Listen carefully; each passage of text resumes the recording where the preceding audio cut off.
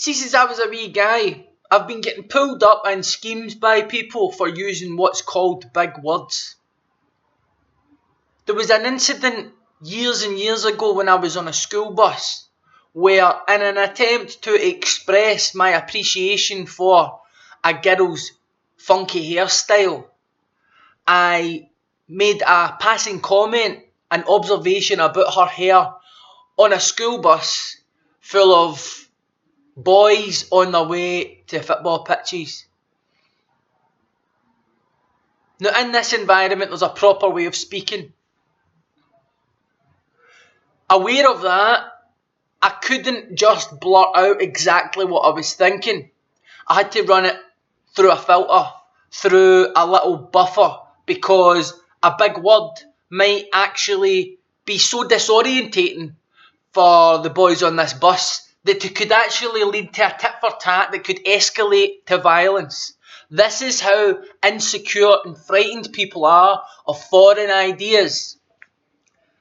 So, I decide if I'm going to call the lassie's hair beautiful, I'm going to have to frame the word beautiful with some kind of vulgar prefix, a coarser word that sort of softens the blow. So I say, did you see such and such's hair? It's fucking beautiful. And silence falls in the group. I'm thinking that my use of an unsanctioned term is going to go undetected. But nonetheless, immediately I invite laughter. Ha! Beautiful! Make you girl something. This is the absurdity of the scenario, right? Absurdity is bordering on big words there, right? The absurdity is, in this scenario, you can be called gay by boys who are slagging you for openly expressing an interest in the opposite sex. And I'm still dealing with that fucking logic to this day. I'm 32 years old, and sometimes I'll get people twice my age try to pull me up for using big words like imbued or plethora. Now, I think there's a difference between using big words or foreign words or a richer form of language and using technical terms like person-centered service user or client base or intersectionality. These words are technical. These have technical designations, and when you just talk in technical designations, then you're moving into the jargon sphere. There is a difference between that and my humble opinion. There's no such thing as a humble opinion, by the way, all you humble cunts out there.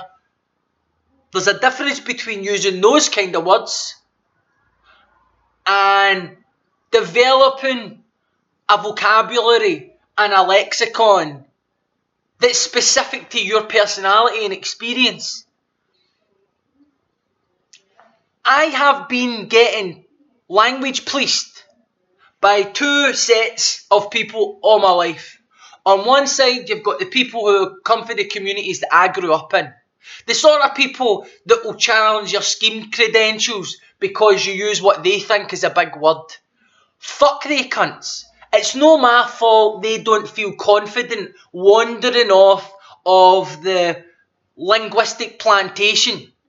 I see words as a tool for me to apprehend, apologies, big word, and I deploy, apologies, big word, all of those tools at will.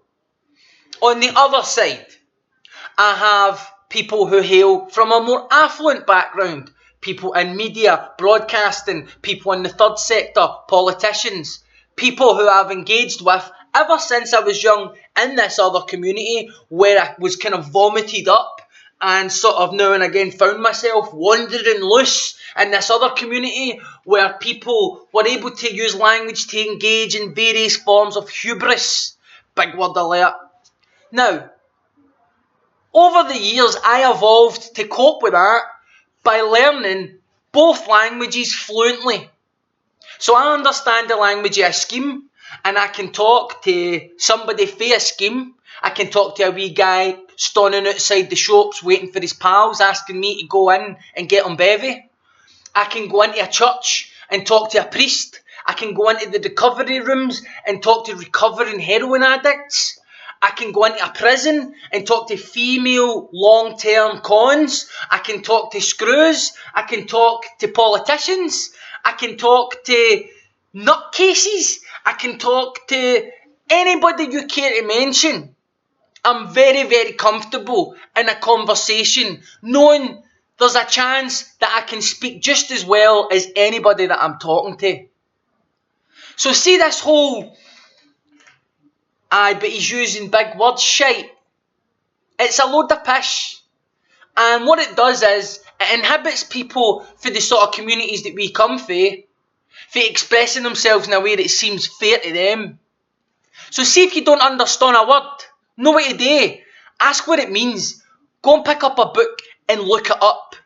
Don't just become one of the cunts that's like, oh, you're no fair around here, using big words and that. Because you just come across like an embittered fanny that's frightened of knowledge.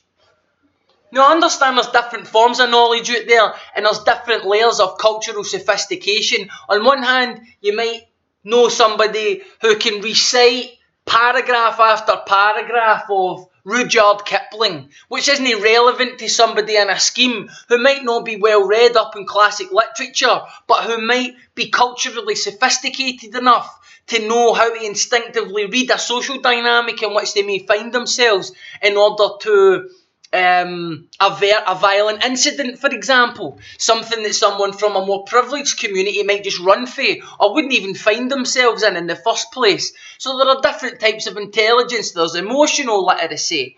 There is all sorts of different kinds of sophistication that people deploy in their own lives relevant to their own experience. The way that I speak, the words that I use, that's how I've survived.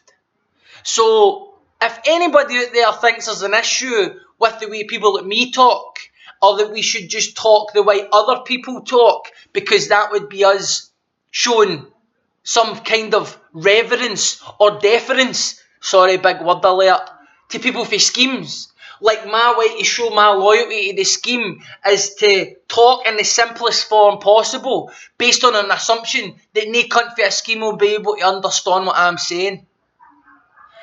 I don't believe that. But if anybody wants to get down and talk scheme, I'm happy to do that in whatever language you choose to discuss it. What's your experience out there? Is there a difference between jargon and other more foreign words? And is it fair for people from working class communities to try and inhibit other people from working class communities from being expressive and using language as a way to get the point across more effectively, being able to speak to a broader range of people across a broader range of divides? That's been my experience. I wonder what you've got to say. Sorry if I wasn't very clear there, by the way.